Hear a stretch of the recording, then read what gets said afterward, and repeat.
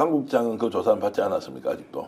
여론조사 관련해서 오 시장 관련된 거. 오 시장 거까지는 했습니다. 그리고 뒤에 이제 부산 거랑 예. 대구 거는 일단 예정이다. 일정이 잡히면 연락을 주겠다라는 얘기까지만. 부산은 박형준 부산시장, 대구는 맞습니다. 홍준표 시장 이렇게 네네. 됩니까? 네. 거기까지도 조사를 하는데 우리가 박형준 부산시장 관련해서는 조사만 한 것이지 거기에서 조사가 왜곡이 되거나 이런 것들은 아닌데도 조사는 합니까? 아니면 거기도 공짜 여론조사를 한 게 있습니까? 그러니까 부산시장 관련해서 여론조사가 건수가 좀 꽤 있는데 네. 거기에 이제 속해 있는 박형준 건이 이제 몇 건이 있어요. 예, 예. 근데 그 건에 대해서 일단은 그러니까 부산시장 전체를 조사를 일단은 그 검찰 쪽에서 할 거고 네. 박형준 건으로 해서 또 별도로 이제 조사를 할 예정인 걸로 알고 있는데 이게 좀 시간이 오래되다 보니까 여론조사 비용에 대해서도 저도 이제 한 번 더 확인을 해야 되는 작업. 네. 그러니까 누구한테 돈이 들어왔고 정말 이게 공짜가 됐었는지를 저도 확인을 해야 되는 부분이라. 저 이 말씀은 처음 하시는 것 같은데 그러면은 박형준 부산시장도 네. 여론조사 비용을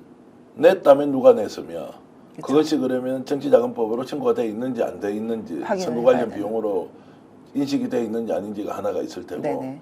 두 번째는 만약 그렇게 되지 않고 공짜 여론조사까지 했다고 하면 이제 조금 문제가 더 심각해지는 것인데 네네. 그것도 지금 조사를 하고 있다는 네.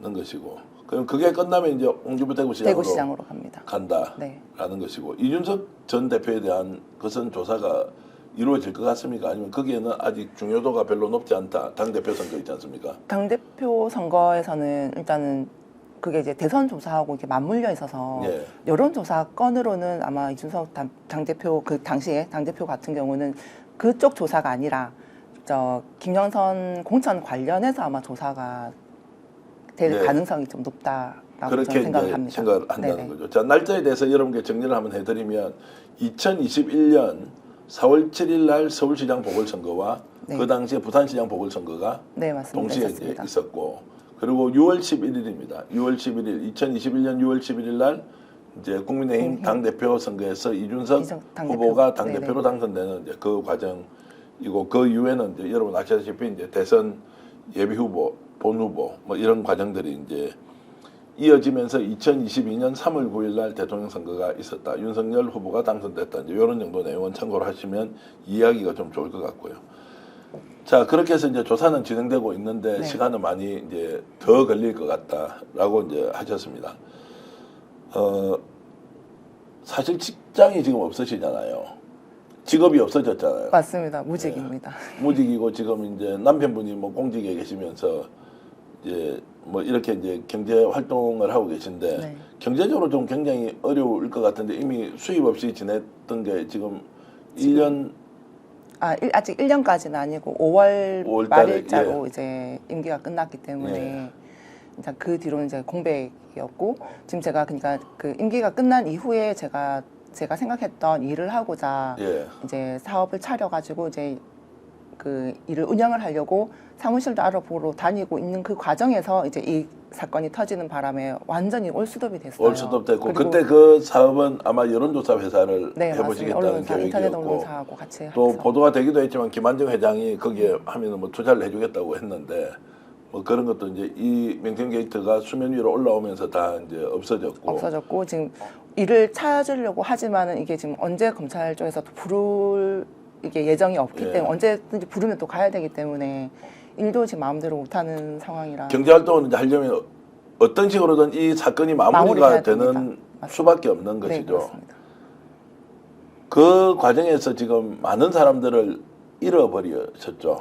그렇죠. 김한정 회장도 한때는 굉장히 돈독한 신뢰관계를 가지고 네네. 있고 또 그분도 어느 시점에는 강희경 국장을 돈을 몇 천만 원 빌려주라는 사람으로 협박범. 공격을 하게 되고 네, 협박범으로 만드셨더라고요, 저를. 주위에 많은 분들이 지금 이제 관계가 멀어졌는데 이제 이런 부분에 대한 소회는 어떠세요?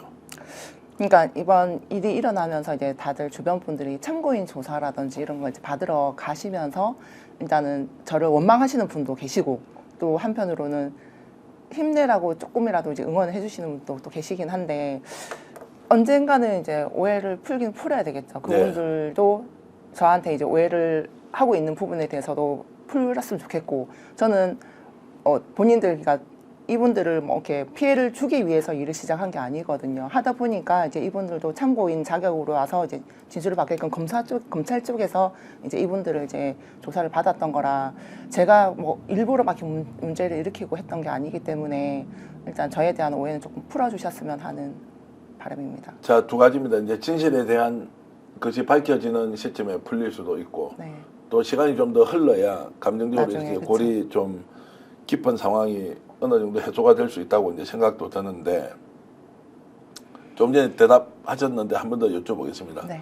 주위에 사람들도 많이 읽고 내가 지금 하고 있는 것이 과연 옳은 것인지 아닌지에 대한 질문 또는 조사 과정에서 느끼는 정신적 육체적인 이제 고통 이런 것들을 종합적으로 봤을 때 그래도 그렇게 하지 않은 것보다는 내가 진실을 고백한 것이 훨씬 낫다라는 판단을 하고 있습니까? 네, 그렇습니다. 그리고 자 멀어진 사람도 있지만 강희경 국장을 지지하는 많은 사람들도 주위에 더 생긴 많습니다. 것도 사실이죠. 네, 그렇습니다. 가족들이 특히 이제 많은 도움이 되고 네. 있을 테고 일가 친척들은 어때요?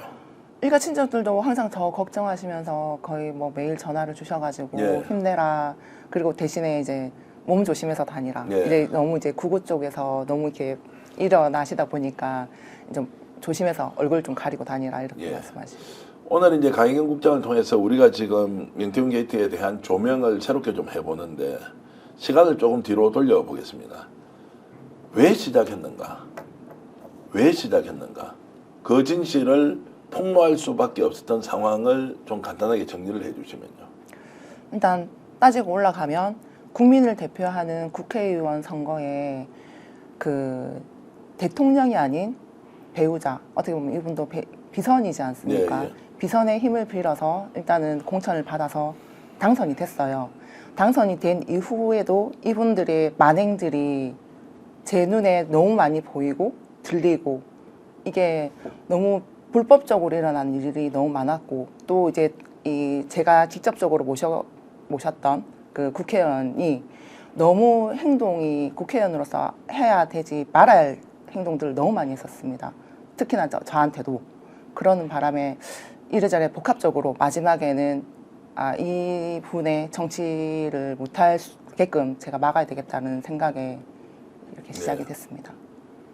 그래서 그걸 폭로를 했으면 네. 이제 두 가지가 나올 건데 하나는 자 미안하다. 모든 거짓을 바로잡을 테니까 원상복구를 하겠다라고 할 수 있고 지금 그와 정반대로 다른 경우는 무슨 소리 하느냐 강희경 하는 모든 이야기가 거짓말이고 사기다라고 네. 하면서 이제 덮어씌우거나 공격하는 거지 이렇지 않습니까? 네네. 그런데 자 윤석열 김건희는 아직까지 등장하지 않았습니다. 이 사건의 가장 중심에 있는 명태균 김영사는 여전히 강희경이 거짓말을 지키고 있다라는 프레임으로 끊임없이 공격을 하고 있고 네. 구속이 됐음에도 불구하고 본인은 억울하고 강희경이 모든 것을 잘못했다라고 그런 판사의 결정 내용, 검사의 기소 사실조차도 아예 원천적으로 부정을 하고 있는데 네. 이 사람들은 왜 이렇게 뻔히 드러난 사실조차도 강희경에게 덮어씌우려고 하는 것일까요? 저는 이분들이 정말 구속됐을 때 제일 처음에 이제 구속됐을 때 바른 대로 다 얘기를 하실 줄 알았어요. 구속이 된 이후에 그때라도 내가 잘못했다. 사실은 이래저래 해서 내가 잘못했던 부분들을 인정을 하실 줄 알았는데 지금 이분들이 이제 구속된 상태에서도 이제 조사를 받으러 이제 검찰에 옵니다. 온 상태에서도 완전히 모르쇠를 한다는 거예요. 네. 근데 결과적으로 따져봤을 때는 이분들은 나는 다 죄 없어. 아무 문제 없고 강혜경이 다 했어. 하고 빠져나갈 궁리를 하고 있는 겁니다. 뭐 이 사람들의 뭐 생각대로 이렇게 쉽게 풀리지는 않을 거지만 빠져나갔을 때 이 사람들의 이제 생각대로 빠져나갔을 때는 정치를 계속 해야 된다는 생각을 하고 있기 때문에 저한테 다 덮어 씌우고 있는 겁니다. 지금도.